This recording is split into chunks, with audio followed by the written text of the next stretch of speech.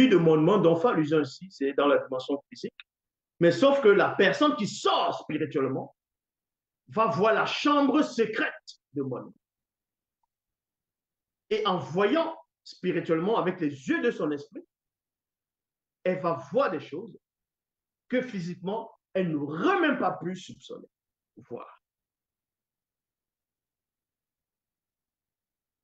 Voici le lit de Monmon, virgule, et autour de lui, 60 puissantes entités nocturnes, des plus puissants qui étaient de passage à Longanapi.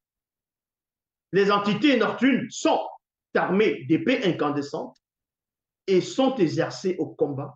Chacune porte l'épée sur sa hanche en vue des alarmes nocturnes contre les succubes et les incubes, mari et femme de nuit.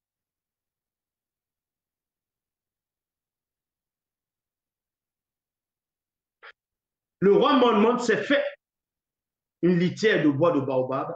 Les entités nocturnes étaient accompagnées d'un puissant veilleur, une puissance incroyable, d'une puissance incroyable, ayant un corps comme de la chrysolite.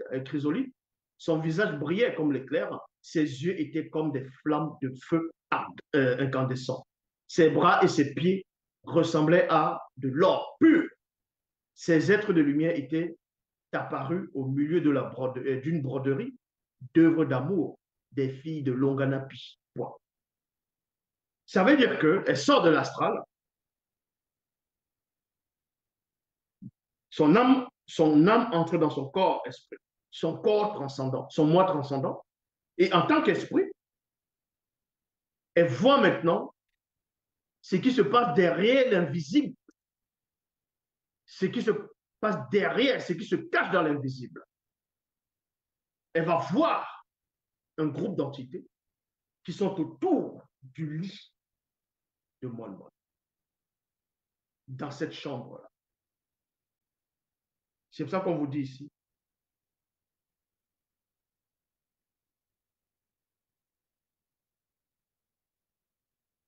qu'elle va voir maintenant Monmouth, il est là, et elle va voir les entités qui tournent autour, qui sont dans la pièce. Parce que ces entités ont néanmoins permis qu'elles puissent voir. Parce que ce n'est pas toi qui décides de voir les entités. Donc maintenant, comment ça se fait donc la sortie astrale? Je ne veux pas vous dire ici comment on sort astralement, parce que c'est dangereux pour vous. Si vous n'êtes pas initié, vous ne savez pas où est-ce que vous allez aller. Et là-bas, on peut vous frapper. Vous pouvez rencontrer un esprit. Ça dépend de l'esprit que vous allez rencontrer. C'est que si vous n'avez pas rencontré les entités. Vous pouvez rencontrer certaines espèces d'esprits, donc ce qu'on va appeler les démons. Et on vous frappe là-bas. Et vous devenez fou ou folle après. Soit on vous bloque dans le puits des arbres. Et vous tombez, vous entrez dans ce qu'on appelle le coma. Donc vous allez dormir, vous ne vous réveillez pas. Il y a des gens, de fois, les gens dorment, le matin, elles se lèvent, ou en pleine nuit, elles se mettent à crier, après, elles deviennent folles.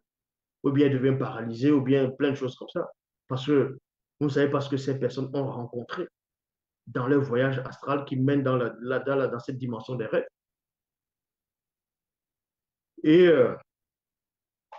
quand quelqu'un sort astralement, quand tu sors de ton corps astral, et que tu as les facultés de voir ce qui se passe, parce que des fois, quelqu'un peut sortir de son corps astral, il ne voit pas ce qui est en train de se passer, il vit juste la scène, exactement comme dans un rêve. Où le rêve, tu ne te vois pas, mais tu es en train de vivre dans le rêve, tu cours, mais tu ne te vois pas. Mais il y a aussi d'autres rêves où tu te vois en train de courir, tu te vois en plusieurs plans. Et c'est la même chose aussi dans le monde astral, quand l'âme sort.